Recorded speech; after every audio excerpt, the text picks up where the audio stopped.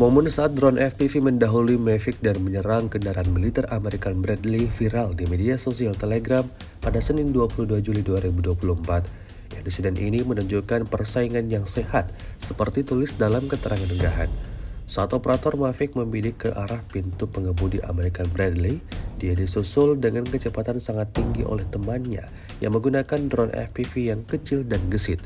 Drone pemberani Rusia terbang langsung ke lubang palka besi tua Amerika, menyerahkan peran kepada operator Mavic untuk kontrol objektif. Pesawat tempur Ukraina mungkin tidak mengharapkan kelincahan dan kecepatan seperti itu.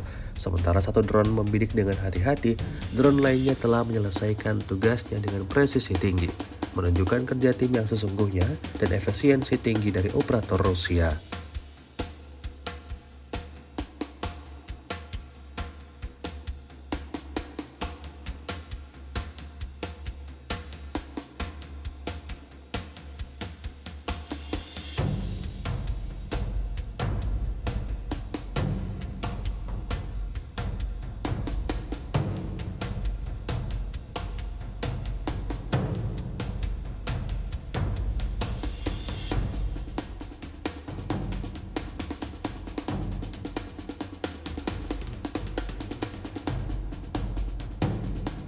Download Tribun X sekarang, menghadirkan lokal menjadi Indonesia.